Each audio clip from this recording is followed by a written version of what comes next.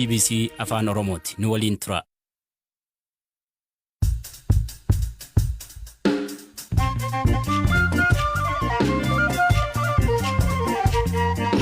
Oltiin nagaa dhaggeeffattoota keenya sagantaan keenya kibxata galgala hagayya 24 bara 2021 eegaleera.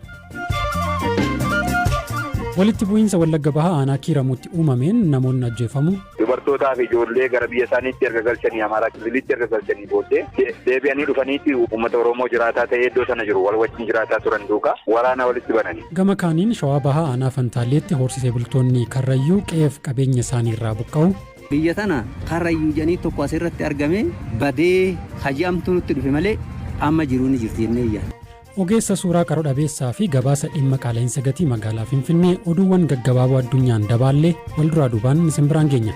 Haan beekaa Toomaati.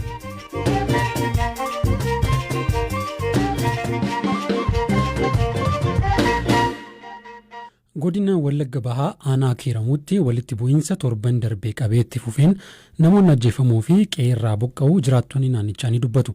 Walitti bu'iinsi jiraachuu kan mirkaneesse bulchiinsi godina Wallagga Bahaa namoonni buqqa'an qe'eetti deebi'aa jiru jedheera. Ka'umsa walitti bu'iinsa kanaa dhalataa naannichaa akka ta'e Guutaa Abdii akkasiin ibsa. Amaarri naannoo Aaroo Baagin kan jedhamuu fi Waasti kan jedhamu baay'inaan galanii kan turan jiru. Waggoota lakkoofsaniiru achuma dhalatanii kan guddatan baay'een turanii namni walitti bu'uurraan kan ka'e baay'een isaanii godaananii gara biyya isaaniitti galaa jiru. Achi ga'anii deebanii immoo meeshaa qabatanii dubartootaa fi ijoollee gara biyya isaaniitti erga galchanii Amaaraa Kililitti erga galchanii booddee deebi'anii dhufaniitti uummata Oromoo irratti uummata Oromoo jiraataa ta'ee iddoo sana jiru wal wajjin jiraataa turan duukaa waraana walitti bananii. Har'allee sagaleen dhukaasaa kan dhaga'amu ture. Naannoo Somboo jedhamutti achuma naannoo Kiramuu fi Aaroo gidduutti har'a guyyaa har'aa mataasaa. Namni du'eef namni wanni ta'e illee hin baramne ani ofii koo iddoo biraarraa kanan jiru achiitii obbolaan koo fi maatii kootu iddoo sana jira ganda sanarraa warri jirani garuu baqatanii manatti galanii maal jedhanii jiru iddoo sana baqatanii hundumtuu baqatee magaalaatti ba'ee jira keessumaa baadiyyaarra kan jiru gara magaalaatti baqatee jira. Gama kaaniin dhalataa saba Amaaraa naannicha akka tahee fi maqaansaa akka hin dhahamne namni gaafate tokko walitti bu'iinsa kanaan firoottan koo dhabeeraa jedha.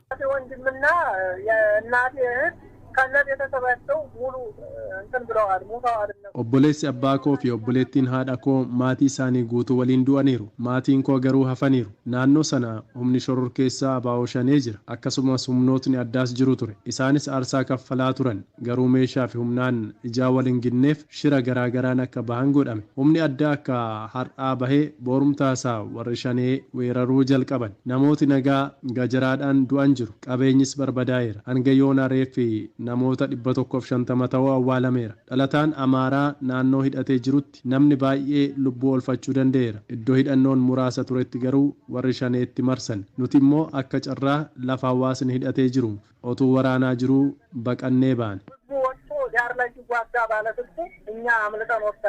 Bulchaa godina Wallagga Bahaa akka ta'an obbo Alamaayyoo Tasfaa immoo abaa'oo shanee fi ergamtoota TPLFitu uummata irratti waraana banii jedhu Zalaalam Taaddasaatu bilbilaan dubbise. Abummaadhaan humnoota loltuu shiftaa shanee ergamtoota juuntaatu waraana bane Oromoo irratti Samaara irrattis fiinxaliyyiin Amaaraa hidhatanii socho'anis jiru. Humna shiftaa lamaanitu saba lamaan irraayyuu miidhaa geessise amma walitti bu'iinsa jiru dhaabbateera. Tasgabbaa'ee jira. Humni nageenyaa galee sana sakattaa sarkaan fudhachuu fi uummata oolchuuf hojjechaara. Hayyee haga ammaatti nama meeqa du'eera? Amma daataa nama miidhamee hojjetamaa jira. Ragaan nama miidhamee baay'ina isaa qulqulleessaa jiru. Yeroo qulqullaa'u amma seeraaf nageenyaatiin gabaasni nu ga'u ifoomsina. Amma haalli jiru kana fakkaata. Gareen hidhatan lama walitti dhukaasan moo uummata irrattidha kan dhukaasan? Walirratti dhukaasaniiru, uummata irratti dhukaasaniiru. Yoomidha kuni kan ta'e?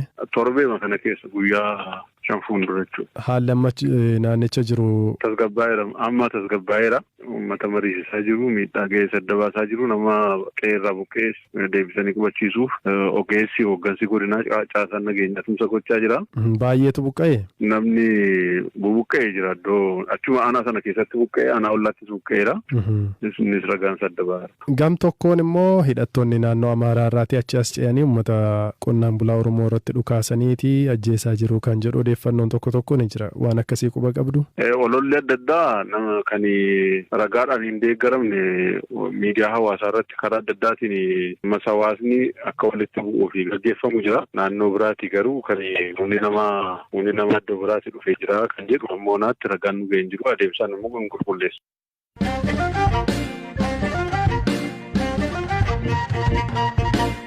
Finfinnee dabalatee kutaalee Itoophiyaa garaagaraa keessatti qaala'insi gatii hammaachaa jiraachuu jiraattonni ni himu.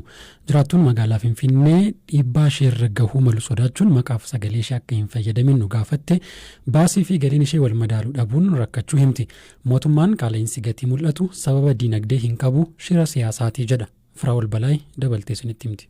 Gabaasa kanaaf jecha maqaan ishee jijjiiramee kan dhiyaate Radi'eet hojjettuu waajjira carraa hojii uumuu bulchiinsa magaalaa Finfinneeti. Amma miindaan ishee birrii 5,000 yoo ta'u kiraa manaaf qarshii 7,000 kaffalti. Dhiyeenyatti bultii ijaarrattee mana kireeffattee kan jiraattu Radi'eet abbaa manaa koo waliin wal gargaarreetu malee akkamiin danda'a ture jechuun gaafatti. Waahillan hojii ishee mana kireeffatanii jiraatan jireenya haala ulfaataa ta'e keessa akka jiran himti. Baay'ee na gaddisiisa. Kiraaf nyaata danda'anii jiraachuuf rakkoo guddaa keessa jiru jetti Radi'eet. Akka ragaa baankii addunyaatti bara 2005 irraa kaasee hanga 2009tti qaala'insi gatii dhibbeentaa 10 fi isaa ol hin dabarre ture. Ta'us bara xumuramaa jirutti qaala'insi gatii wantoota nyaataaf oolanii dhibbeentaa 28 gaheera. Ogeessi diinagdee obbo Abdul Mannaan Muhammad hojjettoonni mootummaa waggoota 2 darban qofa miindaa isaaniirraa dhibbeentaa 40 qaala'insa gatiin nyaatamaniiru jedhu. Akka ogeessi kun jedhanitti hojjetaan mootummaa waggaa 2 dura miindaa 10,000 qabu amma sababa qaala'insaan gatiin miindaa isaa gara 6,000 gadi bu'eera jechuudha. Mootummaan keessumaa wantoota nyaata hin taane irratti qaala'insi gatii mul'atu sababa diinagdee kan hin qabne shira namoota muraasaatii jechuun komata. Ogeessi diinagdee obbo Abdul Mannaan qaala'insi gatii amma mudate sababiin isaa sharafni birrii Itoophiyaa kan biyyoota alaa waliin qabu gadi aanaa ta'uusaatii jedhu. Dhaggeeffattoota keenya guutuu odeessa kanaa marsariitii keenya irraa argachuu dandeessu. Muuziqaa ce'umsaa booda oduu gaggabaaboon deebi'een dhufa.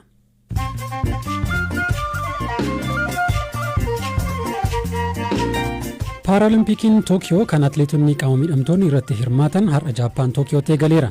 Dorgommii wayita Jaappaanitti lakkoofsi namoota COVID-19 qabaman dabalaa jirutti eegale kanarratti Itoophiyaan atileetota 3 hirmaatti. Paaralimpiikiin baranaa akkuma Olompikii sababa weerara koronaa vaayirasiin waggaa tokko duubatti harkifateera. Weerarri koronaa vaayirasii marroo sadaffaan Itoophiyaatti mul'achuu ministeerri fayyaa beeksise. FBC'n akka gabaasetti Itoophiyaatti torbee darbe qofa namoonni 5,547 koronaa vaayirasiin qabamaniiru. Guyyaa tokkotti namoonni 1,000 ol vaayirasichaan qabamaa jiraachuu Dr. Liyaa Taaddasaa hubachiisaniiru. Taalibaan Afgaanistaan keessatti ajjechaa jumlaa raawwachaa jiraachuu gabaasni mirkana ta'e nu gaheera jedhan Komishinarri mirgoota namoomaa UN Michelle Bachelet. Itti dabaluunis sarbamni mirgoota namoomaa biroo akka mirgoota dubartootaa ugguruu fi daa'imman umuriin isaanii hin geenye loltummaaf leenjisu raawwatamaa jira jedhan.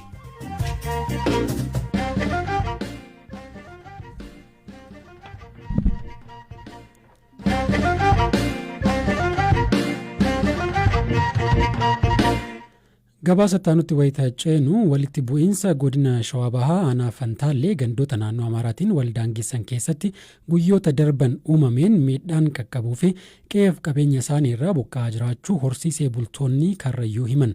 Walitti bu'iinsi kun irra deddeebiin kan uumamu ta'uu fi mootummaatti iyyatanis deebii akka hin argatiin jiraattonni kunneen ni himu. Maatii olaanaa namoota walitti bu'iinsa irratti miidhamanii yaaliif gara hospitaala Adaamaa dhaqan dubbiseera. Maqaan Sabbuun Uratan jedhama. Aanaa Fantaallee ganda Tuttuuti. Rakkoon nurra gahaa jiru lola babal'aa nurratti deemaa jira. Wanti wal dhabaa jiru duraan achi fagoo gaafa nuti ijoollee akkanumatti namni akkuma diinummaa qawwee walitti dha'aa ture. Amma immoo amata 2-3 guunne keessa sanii asirratti rakkoo babal'ifannaa lafaatu karaa warra Amaaraa kanarraa nutti adeemaa jira. Babal'ifannaa lafaati. Irraa nama rukutee bakka san qubatee lafa qotaa irraa nama rukutee bakka san qubatee qotaa jira. Kanaafuu rakkoo gurguddaa warra duraan wal lollullee dhaamiti dhawaatumaan nutti jijjiirama dhufee horgobbaa amaaras qaataa wal lolla. Amma isaanii miti warra duruu wal lolluu miti waan amma nutti bu'aa jiru hin beekamu. Qaama biraa qaama leenji'ee ajajaan deemutu nu lolaa jira amma. Kanaaf nulleen waan ofirraa akka duritti ittisuu hin dandeenye. Saniif ofirra nullee ittisuu hin dandeenye baay'ee lafallee horillee saamaa jira lubbuu namallee guyyaadhaan badaa jira jechuudha. Maqaan kiyya Fantaallee Buruu jedhama. Jiraata aanaa Fantaallee kan Tuttuutitti. Nuti karrayyuu durattuu rakkoon nurra gahaa jira nu ilaalu jiru namni nu beeku. Mootummaa keessalleedha nama hin qabnu. Amma immoo rakkoon ganna lamaarraas bara lamaarraas duratti nutti caala. Amma bakka maal nutti fakkaata? Buqqisaa qillaalidhaa miti dur biyya tana karrayyuu jedhanii tokko asirratti argame badee haji'amtu nutti dhufe malee amma jiruu ni jirti jennee iyyaadha. Oromoon guutulleen badii teenya quba qabaasaa ta'e dhagoo baate nu dhaga'ee bakka jiran sanirraa isaan buqqaa'anii falli isaanii maalii jedhanii hookaa falli illee nutti argamu taate fala nutti barbaadan malee buqqaa'anii waraanni qillaaleen nu lolu qaamni qillaaleen nu lolu xiitii horiin bitanii xiitii horiin binne hoggaa guyyaa tokko lolee fidne bariisaa xiitii sanuun argannu qaamni isaanii immoo kan nu lolu fanjiidha qawwee akkatti ijjatu saniin nu lolani kanagaa qaama kaleessaa horgobbaa kalee sallaanii waliin horiitti fannisan nu lolan jennu qawwee akkatti afaan lafatti dhaabanii saniin qarree koranii saniin of jalatti nu lolan jechuudha. Aanaan Fantaalessoo dhufee argees hin dubbatu rakkoo keenyaa argees homaa wanti dubbatamu hin jiru. Amma kan isin arge hospitaala Adaamaatti yaala dhuftaniiti maaltu isin irra ga'e? Hospitaala Adaamaa nama boombiin fanjiin kan hundatti lillixe kana hospitaala kuno jenna argeessaa boombii kan fuudhatti namni kan keessaa guuraa jedhanii birriin qabnu rakkannee ciifna bakka hin galchine jechuu birriin qabnu. Dhaggeeffattoota keenya dhimma kanarratti gama mootummaa naannoo Amaaraan akkasumas biiroo bulchiinsaa fi nageenya naannoo Oromiyaarraa yaada argachuuf yaaliin irra deddeebiin goone nuuf hin milkoofne guyyoota ittaanan kan milkoofne yoo ta'e ni dhiyeessina.